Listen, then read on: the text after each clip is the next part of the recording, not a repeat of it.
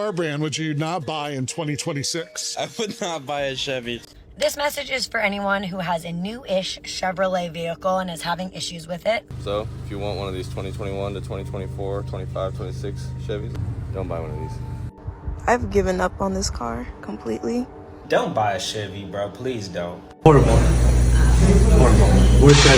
Do yourself a favor and never buy a Chevrolet. Imagine buying a brand new 2026 Chevy, driving it home, and having it completely die in your driveway before you even make your first monthly payment. That is not a rare fluke. Drivers across the country are watching their brand new Traverse and Equinox models lose power steering, throw check engine lights, and get towed back to the dealership just days after signing the paperwork. From cheap interior shortcuts to catastrophic transmission and engine failures, mechanics are now issuing direct warnings to stay away from the brand entirely. Today, we are breaking down the recall covers, the dangerous engineering flaws, and the exact models you need to avoid. Before we get into Chevrolet's massive engine scandal, do us a quick favor. Hit the like, share, and specifically subscribe so you never get blindsided by a multi-$1,000 repair bill on your next car. Tell us in the comments what you drive right now. If you're thinking about getting a 2026 Chevy Equinox, do not do it.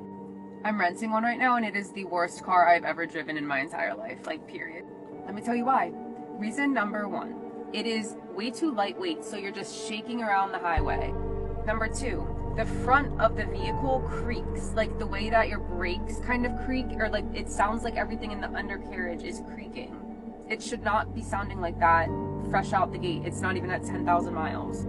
Number three, the drive assist makes it so hard to drive, like to stay in your lane. It's again like shaking everywhere. I think half because of the wind, but half because the drive assist is always trying to keep you in the middle of the lane. There is absolutely no reason this should be a thing. Like, this is absolutely disgusting. The fuck do you mean I have to do that to put that in drive? That's ridiculous.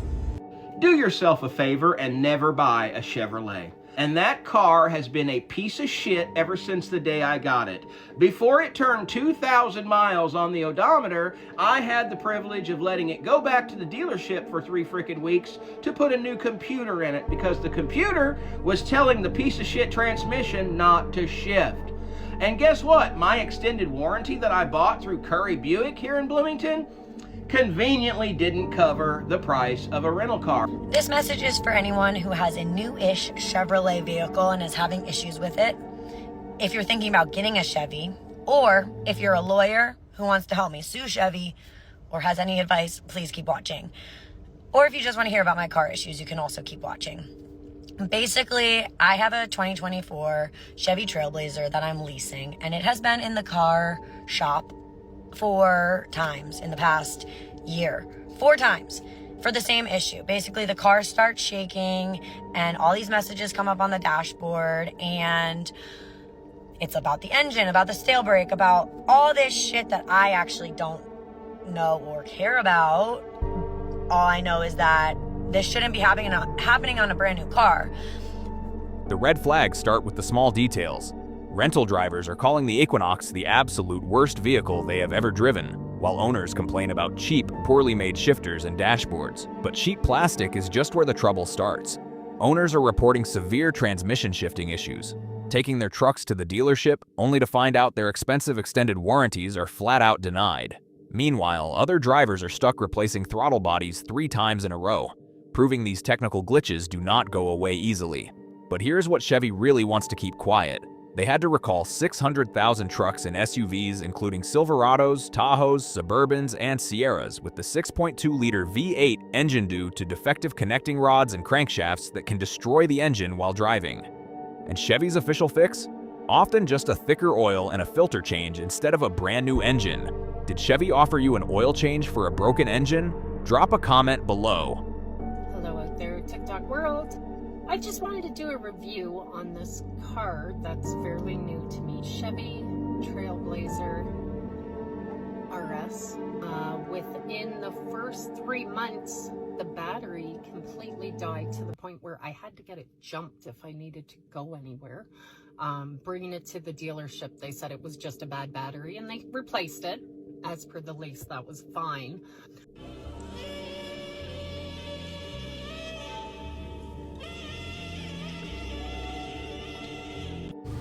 So if you want one of these 2021 to 2024, 25, 26 Chevys, let me show you what you do.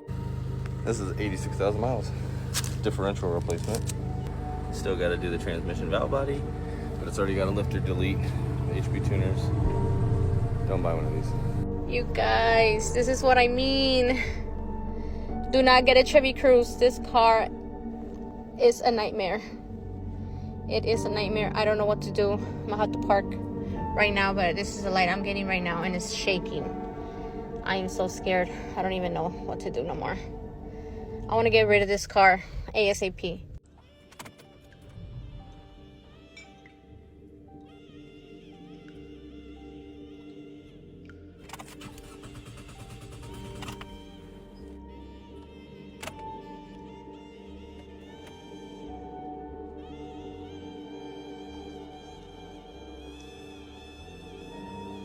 This reliability collapse isn't limited to older models, it is plaguing brand new 2026 vehicles.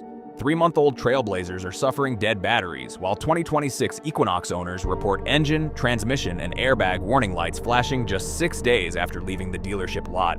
Move over to Chevy's drivetrains, and the story gets even worse. Owners with under 90,000 miles are replacing entire differentials and transmission valve bodies. Meanwhile, Chevy Cruze owners are trapped in an ongoing nightmare. Cars are shaking violently, overheating, and throwing endless warning lights even after replacing water pumps and thermostats. It has gotten so bad that owners are turning their dead ignitions and broken dashboards into viral jokes online just to cope with the stress. Brand new truck, only has 9,000 fucking miles. What a fucking shame. She gone. Someone sold me that Duramax now, or 6.7. This piece of shit has left the group chat. Yo, I've given up on this car completely. I've put in $1,500 just in repairs on this car and it's still leaking oil. I've replaced so much stuff. We rethreaded the bolts. We rethreaded 3 bolts. This bolt, and then one inside. We changed this whole thing, this whole cover, changed the spark plugs, replaced the catalytic converter, replaced the radiator hose, replaced some other hoses. I don't know what else to do, so this car is going bye-bye.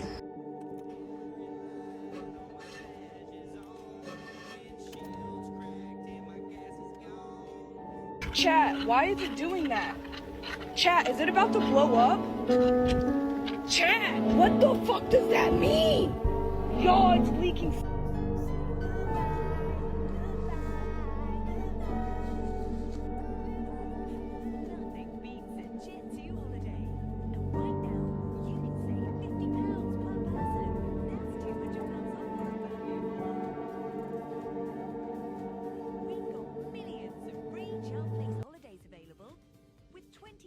Look at these images. They tell the real story of modern Chevy ownership. A brand new truck with only 9,000 miles on the odometer sitting stranded on a dirt road.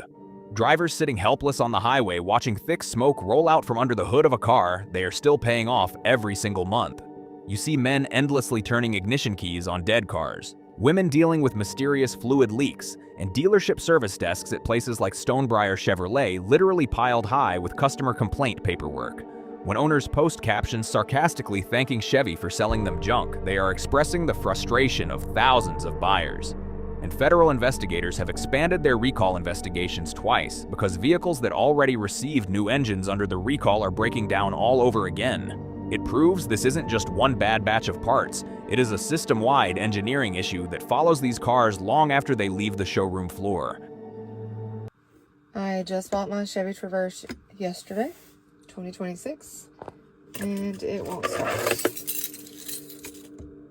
I've tried to jump it, tried to do all of the things, and it won't work. I even tried to start it on the app, and it won't start. Okay, tell me if I'm crazy. Bought a brand new 2026 Chevy Traverse Z71 end of January. Owned it for 3 weeks, had to have it towed back to the dealership because the check engine light came on, lost power steering, all these bells and whistles on the dash.